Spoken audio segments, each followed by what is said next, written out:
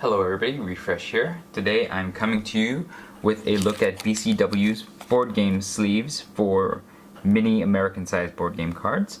These are clear sleeves, and as you can see, mini American is 41 by 63 millimeters. A pack of these costs $1.85, and they come in a pack of 50 sleeves, which means that these are just under 4 cents per sleeve. Let's take a look at what we have inside.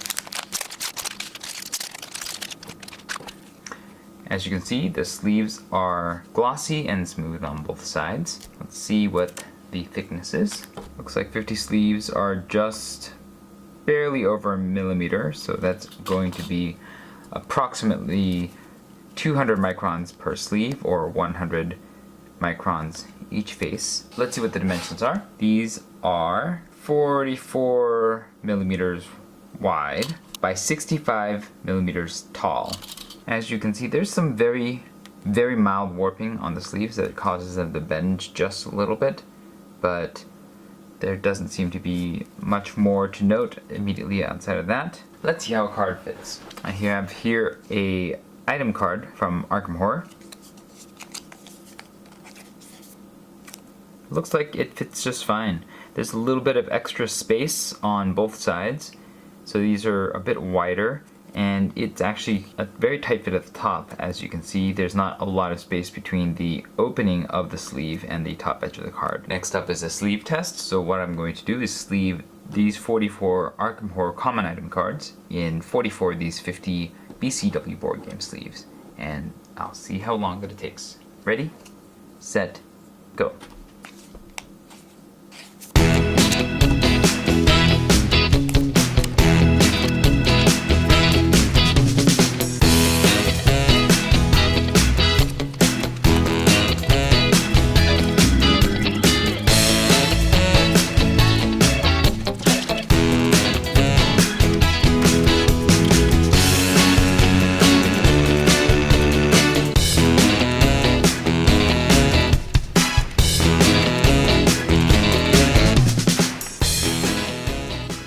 So it took 2 minutes and 24 seconds to sleeve these 44 cards, and that's the slow speed of 3.27 seconds per sleeve.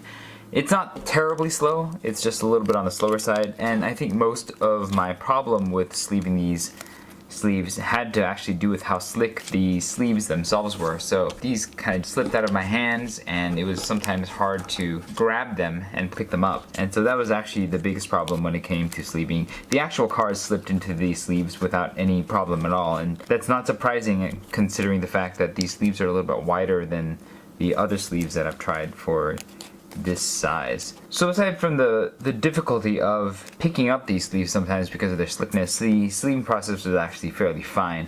Now let's see how many sleeves are left. See if there are 15 here. There's 44 sleeves there. We have 1, 2, 3, 4, 5, 6, 7 sleeves remaining, which means that there are actually 51 sleeves in this pack, and so we have 1 extra, which is nice. Now that the cards are all sleeved, let's take a look at how uniform they are, and they seem to be quite uniform on the sides and the top, but as you can see with all of these sleeves, the sleeves themselves are just barely taller than the cards, so they really don't leave a lot of space between the top edge of the card and the opening of the sleeve, which means that you can really see the cards and see how vulnerable they might be to, say, a liquid spilling somewhere near these, or dust or other things getting into the sleeves. The other thing that I'd have to note about these sleeves, once that they have cards in them, is that like many other sleeves of this size, they do suffer a bit from the accordion effect. As you can see here, it just kind of expands with air, and so I think that's going to mean that these sleeves are going to be a bit unstable, especially considering how slick they are. I did notice that these sleeves do tend to pick up fingerprints fairly well, but the sleeves themselves are all otherwise quite uniform outside of the pack. There's no weird denting or anything like that. Next is the shuffle test, so I'm going to shuffle these sleeved 44 Arkham Horror common item cards 100 times and see how long that it takes. Ready, set, go.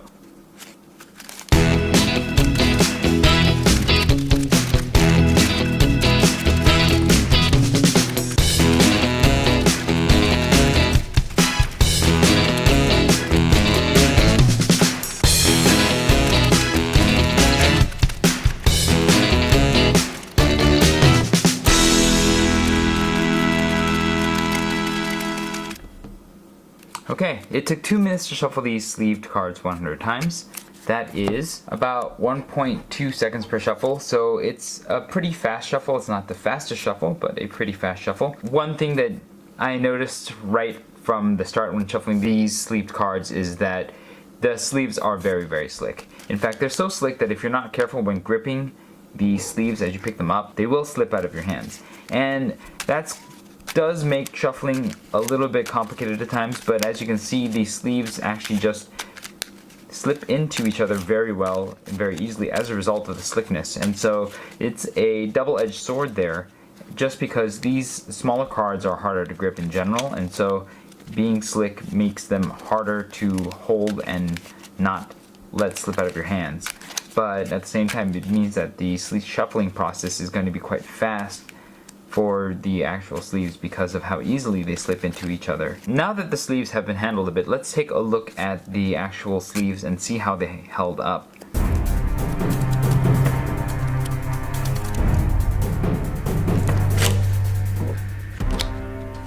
Let me reiterate that these sleeves are very slick, and it's really easy to lose a grip of them and have them fly out of your hands.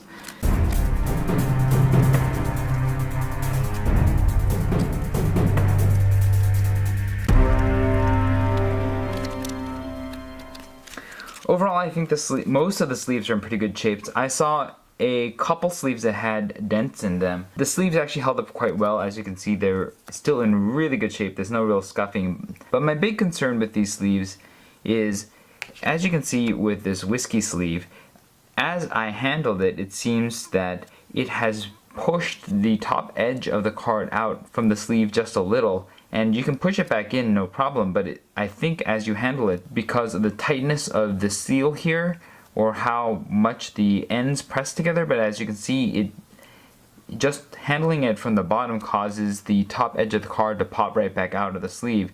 And I think this is a problem with the sleeve because it's so short that this actually ends up happening as you handle the sleeve. And again, you can see it with this 45 automatic here.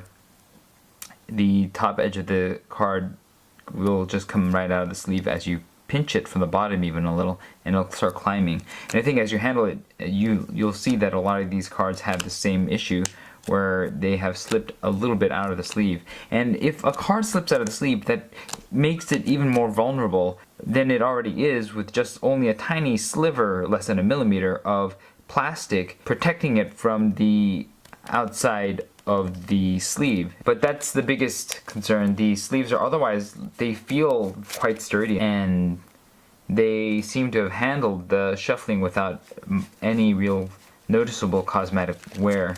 Next up is the shake test, and I'm already going to tell you that this is likely going to fail. As you can see, as I press down on this deck, it decreases in size, and as I pick it up, it accordions back out.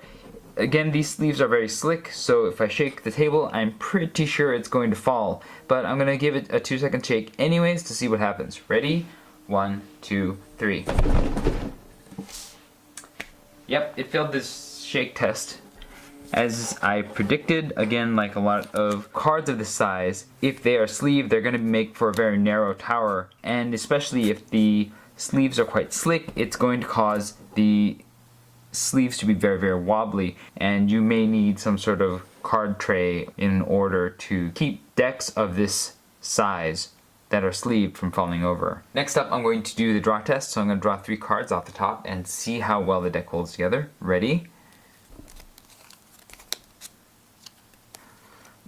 Okay, it's a pass, but I'm not terribly fond of this. The fact that there's so much play when you pick up cards off the top, it feels just a little precarious. But as you can see, as you draw the additional cards, the deck is going to start shifting towards you. That raises the potential for the deck to collapse as you draw cards off the top. So final thoughts.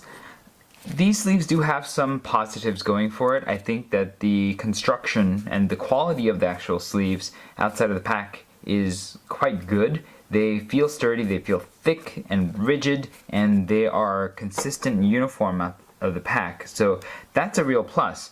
The downsides of these sleeves that it shares with other sleeves of this size is that these are very slick, which means that it's not very stable on a deck, which means that bumps and shakes and just light knocks will knock the whole thing over.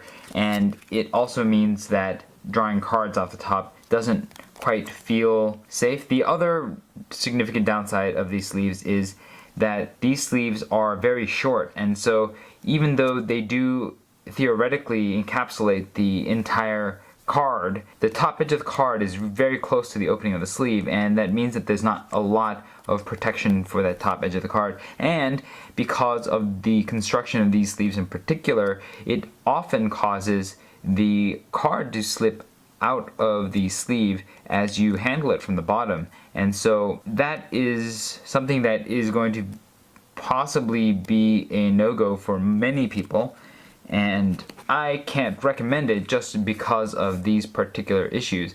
The other plus and minus to these sleeves is that they're quite slick. The plus is that means that the shuffling process is quite fast, but the minus is that sometimes in handling these sleeves, the sleeves will slip out, and once they start slipping, they're super slippery, so the cards will fly all over the place. So thanks everybody for watching. If this video was helpful to you, hit the like button, hit subscribe if you'd like to see future videos regarding card sleeves and other products as I get to them.